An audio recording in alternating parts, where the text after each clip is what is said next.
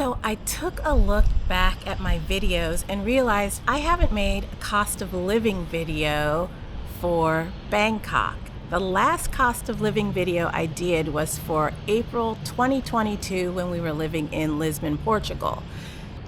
Now, when we left Portugal, we got a lot of interesting responses from the online community. There were people that couldn't understand why we did it, people that couldn't understand why we didn't love Portugal. There were even people out there who thought we were moving to Thailand because we couldn't afford to live in Portugal, or our visas got revoked from Portugal. I mean, there were all kinds of crazy comments on our Leaving Portugal video, and I never really addressed it in videos because I think that I was just so taken aback by it. But then after time has passed, I definitely realized that usually those comments are coming from people who have absolutely no idea what they're even talking about. I forget that the internet is such an easy place to judge, and I just really didn't think people really had that much vested in where we lived.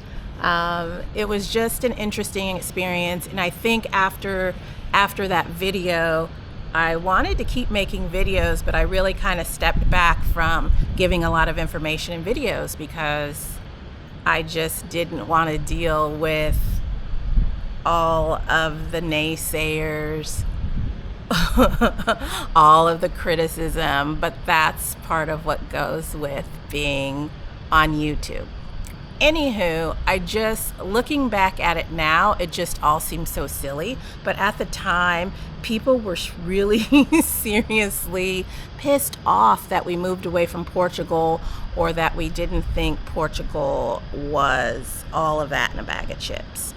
So I just wanted to say that quickly before getting into our cost here in Bangkok. The second thing I want to say before I break down our costs are, wherever you go, there you are. And we've heard this a lot, and it's true, and you really need to take a good hard look at yourself if you're thinking about moving abroad, because it doesn't matter where you go, you're gonna be the same person you always were, regardless of where you're living. And to give you an example, Mark and I, wherever we go, we're always going to want to live in a nicer neighborhood if we can. We're always gonna wanna eat our Western foods. We're always gonna wanna have our American habits. We're American. And there's this urban legend out there, basically, that says, well, when you go to another place, you have to live like the locals. Okay, this is what I'm going to tell you about living like the locals. Regardless of where you go to live, they're going to be locals across the economic spectrum. For example, here in Bangkok, both buildings that we have lived in have been full of locals living these fabulous upper middle class lives, going to their corporate jobs and just living normal lives. And I feel like everyone likes to portray living like the locals as living like these horse and buggy times. And it's just not that way. So when you're thinking about moving abroad, you really need to be realistic and realize that wherever you're moving to, it's going to be very similar to where you live now. You're going to have different socioeconomic statuses. You're going to have different neighborhoods. Some are going to be nicer than others. And it really is going to be very similar wherever you go around the world with those parameters. It's not going to be all one way. Now, I'm saying this because being on YouTube and always following different YouTubers and what's going on in different places around the world with the cost of living, because we're all concerned about the cost of living because it's going up everywhere. Even I am guilty of over massaging and over managing our budget. And what I come to realize is we operate the same way wherever we've been living, whether it was back home in San Diego, when we were in Porto, when we were in Lisbon, when we're here in Bangkok. We pretty much operate under the same parameters. And the over massaging and over freaking out about our budget is not really something I need to do. And I think I'm just doing it because I'm caught up in this whole genre or niche where people are looking for an affordable cost of living. After looking at our budget here in Bangkok and looking back at our budgets, even back to Playa del Carmen, Porto, Lisbon, what I have learned about our specific situation is where we really need to come in and save on our overall expenses is with accommodation, because that was our highest expense in our older life, and that's really the expense we needed to cut to be able to live without working. And what I've learned, and I've mentioned it in other videos, is that we pretty much spend the same amounts on other things regardless of where we're living. So let me go ahead and give you the numbers. Our first expense is health insurance. And I have to say, this is one I do go around and around on because I don't know if I'm making the best decision that I can for us. But right now, I'm making a decision that gives us peace of mind. We have a worldwide policy with Cigna. It covers us everywhere in the world except the United States. And our monthly premium is $425 US. I leave that in US dollars because we pay it directly in US dollars, but if you want the baht figure for that, that is equal to 14,642 baht per month in today's dollars.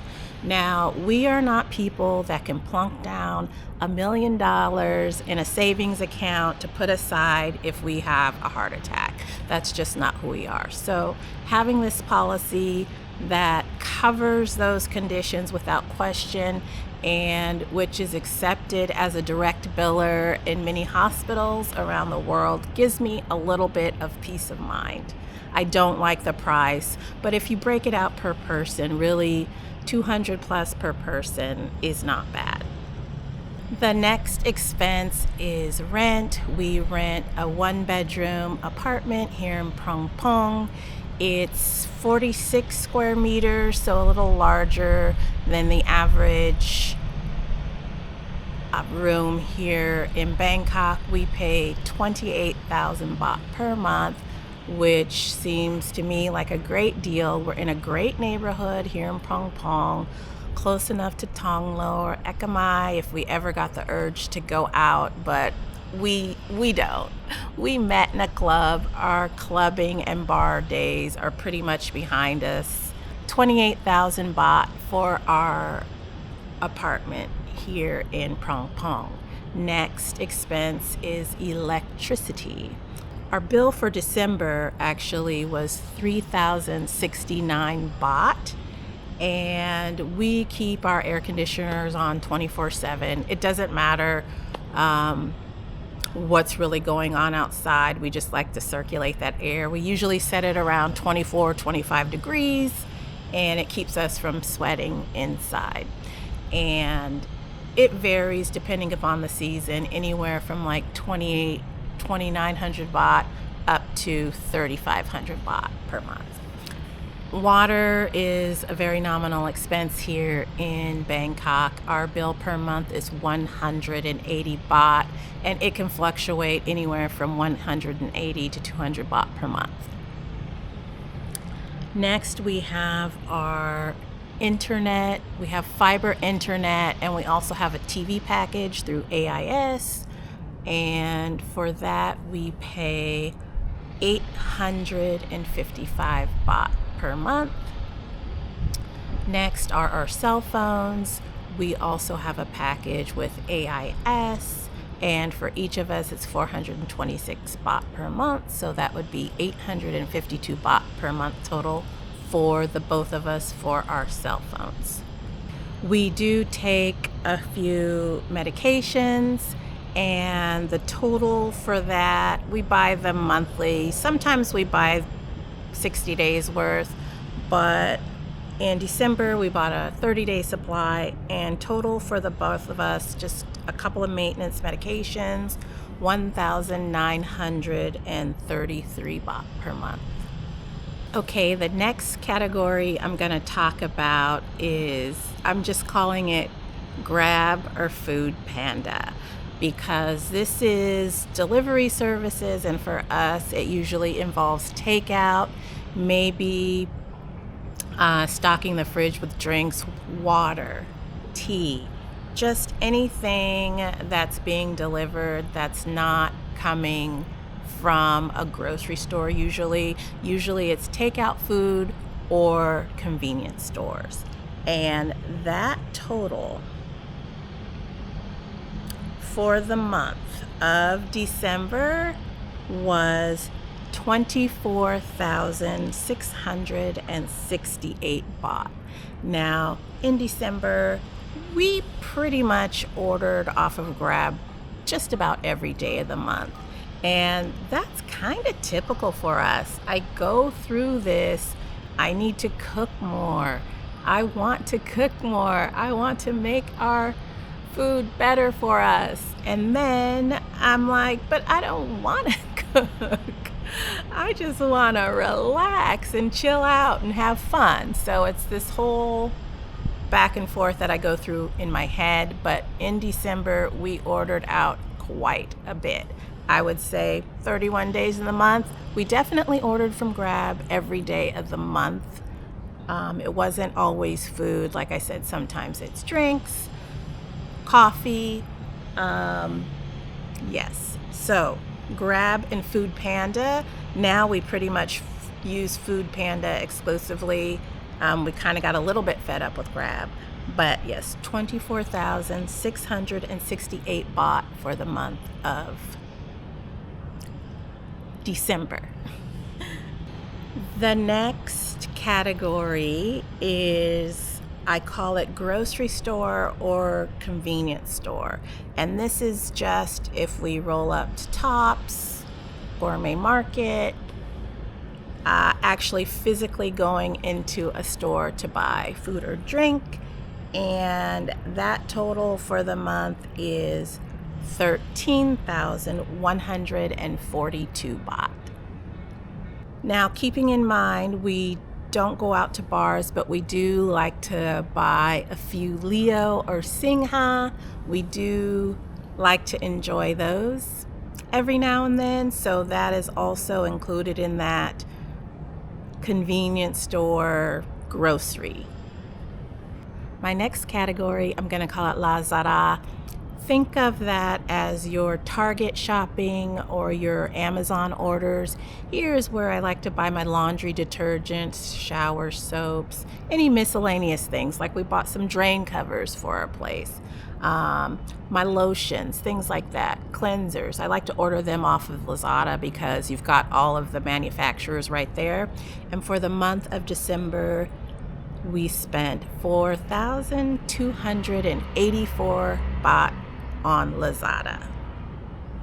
So those are the basic expenses that we have. I didn't include transportation. Basically, what I do is if I take movie, I just top it up with 250 or 500 baht. Same thing with the MRT and the BTS. I feel like those expenses are nominal and I don't really need to track them because really there are so many things that we can do here in our neighborhood that I don't really think of transportation as an expense because we don't take taxis or grab cars. So the total for just the basics, our basics, 76,983 baht. If you want to add the cost of our insurance onto that, it is 91,625 baht per month. And for us, that's really a good budget. Now, this is a really comfortable budget for us. We don't want for anything. We pretty much do whatever we want, eat whatever we want, and go wherever we want. So, well, not counting travel, but just in day-to-day living, we're not struggling in any way on this budget. And we still have a little room to move within this budget. Ideally, we would like to keep our budget under 3,500 USD a month. I think that when we get above that, that's when we'll have to maybe reevaluate some of our habits. When we look at the numbers, it also gives us pause to think, well, we could do a lot of different things with that budget. Right now, we're just really happy, enjoying a chill life where we just hang out, do what we want, have zero stress, and take life day by day. It really is a nice problem to have. The best thing about living the way that we are living is that we don't have any stress. Obviously, you can live in Bangkok on a lower budget, and you can live in Bangkok on a higher budget. As always, thank you for watching. I'm definitely interested to read your comments because I know a lot of you are going to tell us we're spending way too much money. But you know what? We're happy with the amount that we're spending. We don't feel like we're spending anything out of bounds. Everything that we're buying, we feel like it's worth it, and we really don't feel like we're overpaying for anything. Obviously, we're here in Thailand. If we want to eat Western food, it's going to cost us money, and we're just happy to pay it because we enjoy it. So, take good care. I appreciate you watching, and I look forward to seeing you in the next video.